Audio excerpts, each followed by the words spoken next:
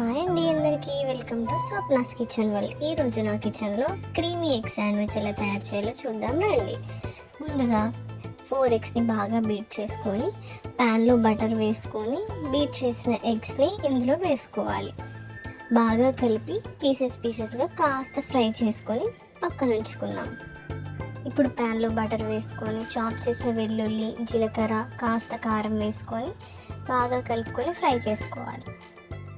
అందులో కార్న్ఫ్లోర్ లేదా చీజ్ని యాడ్ చేసుకోవాలి. కాస్తన్ని పాలు వేసి క్రీమీ టెక్స్చర్ వచ్చేంత వరకు బాగా కలుపుకోవాలి.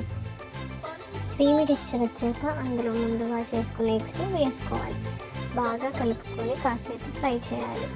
ఇప్పుడు ప్యాన్లో హోల్ వీట్ బ్రెడ్ లేదా మీకు ఇష్టం వచ్చిన బ్రెడ్ని కాస్త రోస్ట్ చేసుకోవాలి. ఆ క్రీమీ ఎగ్స్లో మనకి నచ్చిన వెజ్జెస్ని అన్నిటిని యాడ్ చేసుకుందాం. అన్నిటినీ బాగా మిక్స్ చేసుకొని ఈ క్రీమీ ఎగ్స్ వెజ్జెస్ని స్టఫ్ చేసుకోవాలి బ్రెడ్స్లో. మనకి ఇష్టమైన క్రీమీ ఎగ్ శాండ్విచ్ ఇప్పుడు రెడీ అయిపోయింది. Thanks for watching.